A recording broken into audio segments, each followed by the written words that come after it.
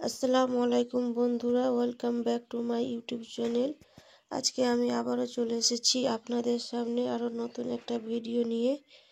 আজকে আমরা কাটিং করব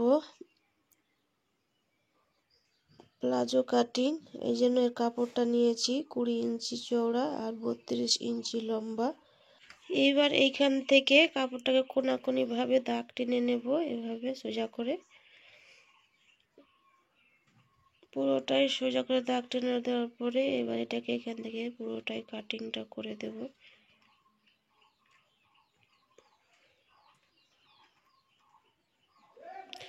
কাটিং হয়ে গেছে। এবার কাপড়টাকে এইভাবে একটার উপরে আরেকটা সমানভাবে বিছিয়ে দেব। বিছিয়ে দেওয়ার পরে প্রথমে এইখান থেকে আমি 11 ইঞ্চি মার্ক করে নেব পুরোটাই। এখানে 11, এখানে 11, এভাবে 11 ইঞ্চি রাউন্ড করে প্রথমে মার্ক করে নিচ্ছি। তারপর এখান থেকে আমি নিব আসনের মাপ। আসনের মাপ নিব আমি 8 ইঞ্চি।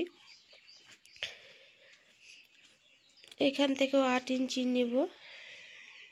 তারপরে এটা লম্বা দাগ দিয়ে এখানে আসনের জন্য গোলাই করে দাগ দিয়ে দেব। দেওয়ার পরে এখান থেকে আমি নেব 22 ইঞ্চি নিচের ঘেরের অংশ। পুরোটাই রাউন্ড করে 22 ইঞ্চি করে দাগ দিয়ে দেব গোল করে। এখান থেকেও 22 ইঞ্চি নেব, এইভাবে দাগ দিয়ে যাবে।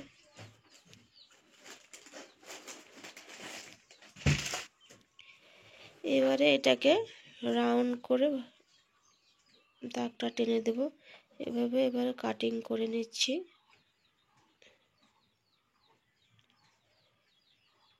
এখান থেকে নিচের অংশ গোল করে কেটে দেব।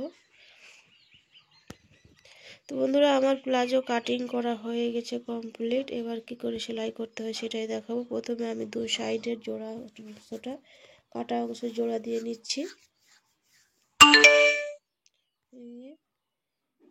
এরকম করে দুটো পার্টেই ফ্রন্ট পার্ট ব্যাক পার্ট দুটোই জোড়া লাগিয়ে নেব। প্রত্যেকটাতে ডবল সেলাই দিতে হবে, মাস্ট। ডবল সেলাই না হলে দিয়ে দেবেন, তাহলে ভালো হবে। সেলাই এটাতে হয়ে গেছে। এবার অপর পার্টটাও এরকম করে আমি সেলাই করে নিচ্ছি। এই যে আমার দুটোই পার্ট সেলাই করা কমপ্লিট হয়ে গেছে। এবার একটার উপরে সোজা পার্টের ওপর অপর পার্টটাও রাখবো এভাবে সোজা করে। তারপরে এখানে আসনের অংশটা প্রথমে জড়িয়ে নেব, দু সাইডে আসন। এখানে আসনের অংশ আমি জড়িয়ে নিচ্ছি। এখানে আমি ডবল সেলাই দিয়ে নেব।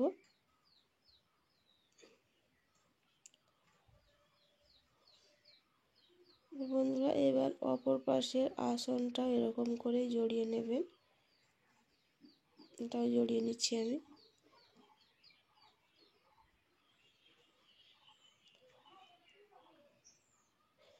বন্ধুরা, এখানে আমি ডবল সেলাই দিয়ে পুরোটাই জড়িয়ে নেব। এই যে দেখতে পাচ্ছেন আমার দুটোই আসন জোড়ানো কমপ্লিট হয়ে গিয়েছে। এবার আমি মিডিলের অংশটা জোড়া সেলাই করে দেব। দুটো পার্টের আসনের নিচের অংশ ঘেরার অংশটা আমি সেলাই করছি এখন। এই যে হয়ে গিয়েছে। বন্ধুরা, এই যে দেখতে পাচ্ছেন প্রথমে একবার সেলাই দেওয়ার পরে সেলাইটাকে একটু টেনে টেনে দেবেন। যদি ওখানে ঢিল হয়ে থাকে বা কুঁচকে যায় তাহলে আবার টান দেওয়ার পরে ডবল সেলাই চালালে ওটা ফিনিশিংটা ভালো আসে।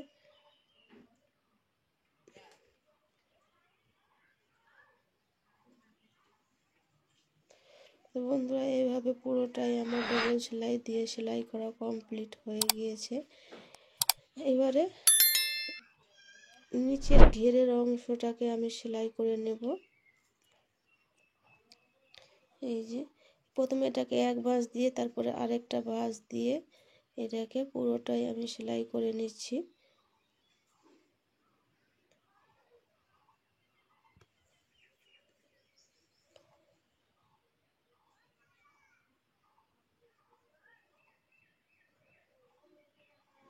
খুব সুন্দরভাবে নিচেরটা চিকন করে আপনারা শুরু করে সেলাই করে নেবেন। এটা একটা খুব সুন্দর ট্রেন্ডি বেবি টপ প্লাজো। টপের ওপরে নিচে প্লাজো উপরে টপ পরলে দেখতে খুব সুন্দর লাগে। বন্ধুরা, আপনারাও নিজের বাচ্চার জন্য খুব সুন্দরভাবে এরকম ধৈর্য সহকারে স্কিপ না করে দেখলে আপনারাও খুব সুন্দরভাবে শিখে যেতে পারবেন। এই যে আমার একটা পার্ট সেলাই করা হয়েছে, একটা মোহরের অংশ, এবার অপর মোহরিটাও এইভাবে আমি সেলাই করে নিচ্ছি। এই যে দুটোই পার্ট আমার সেলাই করা কমপ্লিট হয়ে গিয়েছে। তো এবার আমি প্লাজোটাকে আমি সোজা করে নিচ্ছি উল্টো দিক থেকে। সোজা করে নেওয়ার পরে এখানে আমার দেখতে পাচ্ছেন যে হয়ে গিয়েছে আমার পুরোটাই সেলাই করা। তারপরে এবারে আমি এইখানে কোমরের জন্যে এই যে সাইডে এটা এখানে আমি কোমরের মাপ নিব প্রথমে।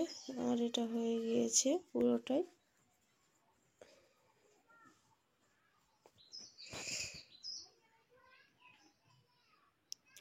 নিচে এটা সেলাই করে নিয়েছি এখানে, তারপর আয়রন করে দিলেই সুন্দর হয়ে যাবে। তো এই যে এখানে এবার আমি কোমরে দেখতে পাচ্ছেন কত সুন্দরভাবে নিচে একবারে স্ট্রেট প্লাজো সার্কুলার। তো কোমরের মাপ নিব আমি এখানে। তো কোমর হচ্ছে আমার এখানে আসছে আমার 11 ইঞ্চি। 11 ইঞ্চি তো আমার ডবলে হয়ে যাচ্ছে 22 ইঞ্চি।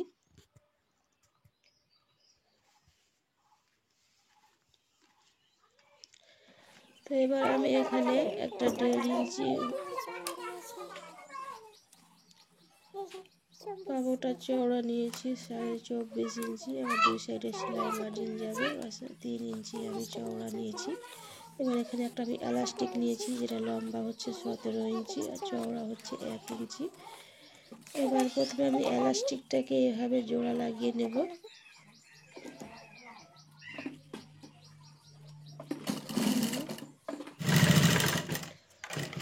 তো এই যে বন্ধুরা দেখতে পাচ্ছেন আমি এলাস্টিকটাকে এইভাবে 2-4 বার সেলাই দেবো এর উপরে, মজবুত হবে বেশি। সেই জন্য আমি 2-4 বার সেলাইটা দিয়ে নিচ্ছি, বারবার আমি সেলাইটা দিয়ে নিচ্ছি।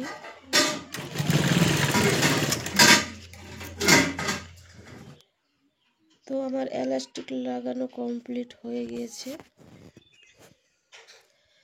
এবার আমি কাপড়টাকেও এভাবে পট্টিটাকে জড়িয়ে নিচ্ছি।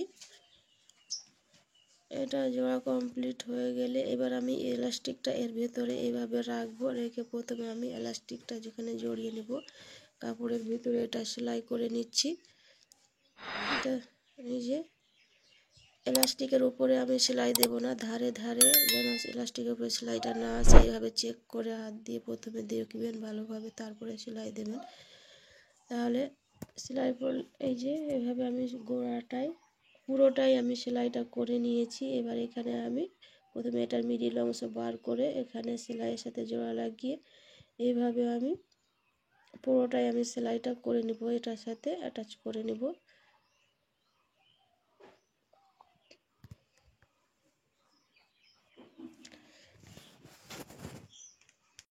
তো এই যে দেখতে পাচ্ছেন এভাবে সুন্দর করে টেনে টেনে এটা সেলাই দেওয়া হয়ে গিয়েছে আমার। এবার এর ওপরে এলাস্টিকের ওপরে একটা এটা প্রথমে ভালোভাবে প্রেস করে নিয়ে এর ওপরে আরেকটা আমি সেলাই চালিয়ে নেব। এলাস্টিকের ওপরে এভাবে আমার সেলাই দেওয়া কমপ্লিট হয়ে গিয়েছে। তো বন্ধুরা দেখতে পাচ্ছেন আমার এখানে পুরো প্যান্টটাই প্লাজো প্যান্ট তৈরি, আমার সার্কুলার প্লাজো তৈরি হয়ে গিয়েছে। এই যে দেখতে পাচ্ছেন।